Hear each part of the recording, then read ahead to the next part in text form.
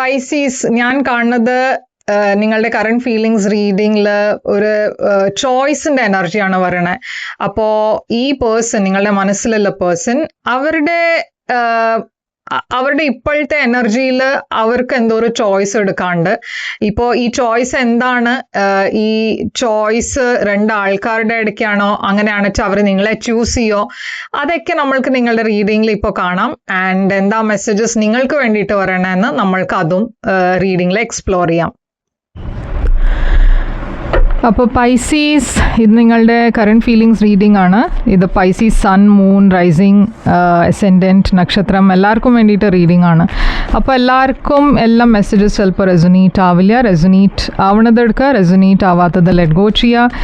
നിങ്ങൾ ഇതുവരെ എൻ്റെ ചാനലിനെ സബ്സ്ക്രൈബ് ചെയ്തില്ല വെച്ചാൽ പ്ലീസ് സബ്സ്ക്രൈബ് ചെയ്യുക, ലൈക്ക് ചെയ്യുക, വീഡിയോസിനെ കമൻറ്റ് ചെയ്യുക. വീഡിയോസിൽ അതല്ലാണ്ട് പേഴ്സണൽ കൺസൾട്ടേഷൻ വേണം വെച്ചാൽ നിങ്ങൾ എന്നെ മെസ്സേജ് ചെയ്യുക വാട്സാപ്പിൽ, ഇല്ല വെച്ചാൽ മെയിൽ ചെയ്യാം.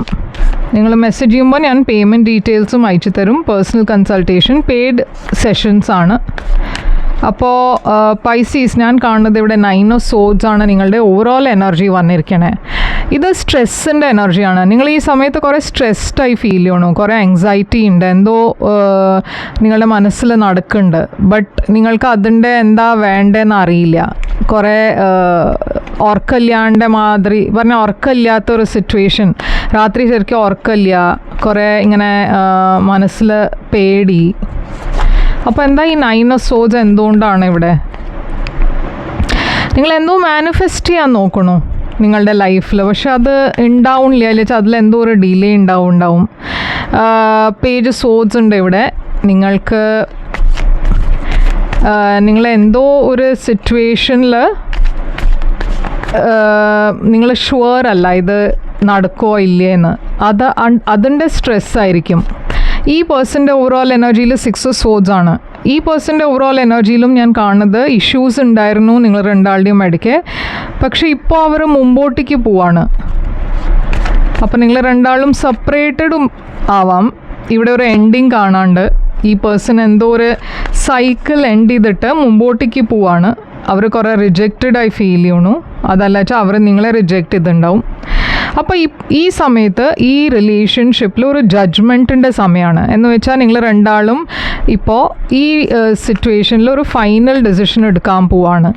ഈ സിറ്റുവേഷനിൽ മുമ്പോട്ടേക്കാണോ പോകണ്ടേ, അതല്ല വെച്ചാൽ ഈ റിലേഷൻഷിപ്പിനെ ഇവിടെ തന്നെ എൻഡ് ചെയ്യണോ? King of wands, 3 of cups. ഇവിടെ ഒരു മൂന്നാമത്തെ പേഴ്സണും ഉണ്ടാവും. അതുകൊണ്ടായിരിക്കാം ഇത് ഇത്രയും ഒരു കോംപ്ലിക്കേറ്റഡ് ആയി സിറ്റുവേഷൻ കാണുന്നത്. ക്വീൻ ഓഫ് സോഡ്സ് ആണ് പാസ്റ്റിൻ്റെ എനർജി. അപ്പോൾ പാസ്റ്റിലും നിങ്ങൾ രണ്ടാളുടെയും ഇടയ്ക്ക് ചില കാര്യങ്ങൾ ക്ലിയർ ആവാൻ തുടങ്ങി. ക്ലാരിറ്റി ഉണ്ടായിരുന്നില്ല ഇതിൻ്റെ മുമ്പേ. പക്ഷേ ഇപ്പോൾ ഞാൻ കാണുന്നത് നിങ്ങൾ രണ്ടാളുടെയും ഇടയിൽ പാസ്റ്റിൽ തന്നെ കുറേ കാര്യങ്ങൾ ക്ലിയറായി. ഇവിടെ ഒരു എന്താ പറയുക, എന്തോ ഒരു റെവലേഷൻ ഉണ്ടായി, എന്തോ നിങ്ങൾക്ക് അറിഞ്ഞു. അതോടെ ഈ സിറ്റുവേഷനിൽ ഒരു എൻഡിങ്ങിൻ്റെ എനർജിയാണ് കാണുന്നത്, ബിട്രയലിൻ്റെ എനർജിയാണ് കാണുന്നത്. നിങ്ങൾക്കൊരു പേടി ഉണ്ടായിരുന്നു, ആ ഫിയർ നിങ്ങളുടെ ശരിയായി പറഞ്ഞ ആ ഫിയർ നിങ്ങൾക്കൊരു കൺഫർമേഷൻ കിട്ടി. അതോടെ നിങ്ങൾക്ക് കുറേ ഇങ്ങനെ ഒരു ബിട്രിയലായി ഫീലായിട്ട് ഞാൻ കാണുന്നത് ഇവിടെ ഒരു എൻഡിങ് ഉണ്ടായി.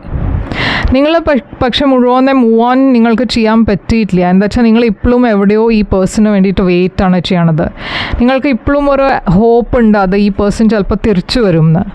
ഈ പേഴ്സൻ്റെ ഫീലിങ്സ് നിങ്ങൾക്ക് വേണ്ടിയിട്ട് 5 ഓഫ് സോഡ്സ് ആണ്. അവർക്ക് ഇവിടെ കുറേ ഡ്രാമ ഉണ്ട് എന്നാണ് തോന്നുന്നത്. അതുകൊണ്ട് അവർ ഈ റിലേഷൻഷിപ്പിൽ ഇപ്പോൾ അത്ര എഫേർട്ട് ഇടുന്നില്ല മുമ്പത്തെ മാതിരി. നിങ്ങൾക്ക് ചില കാര്യങ്ങൾ ഇപ്പോഴും നിങ്ങൾക്ക് പാസ്റ്റിൻ്റെ ഓർത്തിട്ട് നിങ്ങൾക്ക് അതിൻ്റെ കുറേ റിഗ്രറ്റ്സ് ഉണ്ട്, കുറേ വിഷമമുണ്ട്, നിങ്ങൾ ഈ പേഴ്സണെ മിസ് ചെയ്യുന്നുണ്ട്. ഈ പേഴ്സൺ അവർക്ക് തീരുമാനം എടുക്കാൻ പറ്റുന്നില്ല അതെന്താ വേണ്ടേ. ഈ സിറ്റുവേഷനിൽ അവരും സ്റ്റാഗ്നൻ്റ് ആണ്. ഒട്ടും അവരുടെ സൈഡിൽ നിന്നും എഫേർട്ടില്ല. മുമ്പത്തെ മാതിരി കമ്മ്യൂണിക്കേഷനും കുറവാണ്. അപ്പോൾ നിങ്ങളുടെ ഇൻറ്റൻഷൻ എന്താണ് ഈ സിറ്റുവേഷനിൽ? നിങ്ങൾക്ക് ഇപ്പോഴും ഈ പേഴ്സണിന് വേണ്ടിയിട്ട് ലവ് ഉണ്ട്.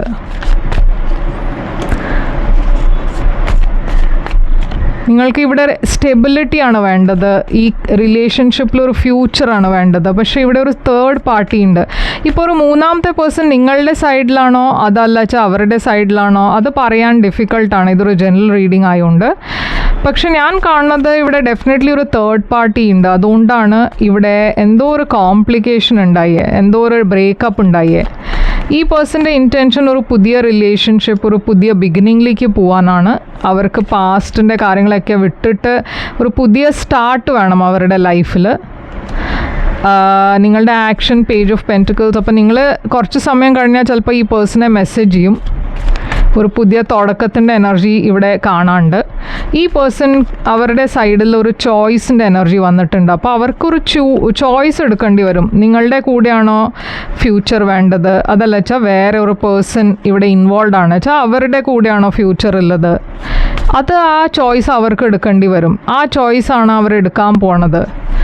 അപ്പം നിങ്ങൾക്ക് അറിയില്ല ഈ പേഴ്സൺ ആരെ ചൂസ് ചെയ്യാന്ന്. പക്ഷേ ഔട്ട്കം ഇവിടെ ഞാൻ കാണുന്നത് ഒരു ഇൻ ആൻഡ് ഔട്ട് എനർജിയാണ്, പ്ലെയർ എനർജിയാണ്. ഇവിടെ ഒരു സ്റ്റെബിലിറ്റി വരുന്നുണ്ട്, ഒരു ലോങ് ടേം ഫ്യൂച്ചർ ഉണ്ട്, ലവ് ഉണ്ട്, വീൽ ഓഫ് ഫോർച്യൂൺ, ഡെസ്റ്റിനി കാർഡാണ്. അപ്പോൾ ഇവിടെ ഞാൻ ഹീലിംഗ് എനർജീസ് കാണുന്നുണ്ട്, ആരുടെയോ വിഷ് ഫുൾഫിൽ ആവുന്ന എനർജി കാണുന്നുണ്ട്. അപ്പോൾ ഇവിടെ ഒരു തേർഡ് പാർട്ടി ഉണ്ടായാൽ ഈ പേഴ്സൺ ചിലപ്പോൾ നിങ്ങളെ ആയിരിക്കും ചൂസ് ചെയ്യുന്നുണ്ടാവുക. ഓക്കെ, എന്താ വെച്ചാൽ ഇവിടെ ഞാൻ കാണുന്നത് ഫ്യൂച്ചറിൽ, ഇപ്പോൾ അല്ല വെച്ചാലും ഫ്യൂച്ചറിൽ ഈ റിലേഷൻഷിപ്പിൽ കുറേ ഒരു ചാൻസ് ഉണ്ട്.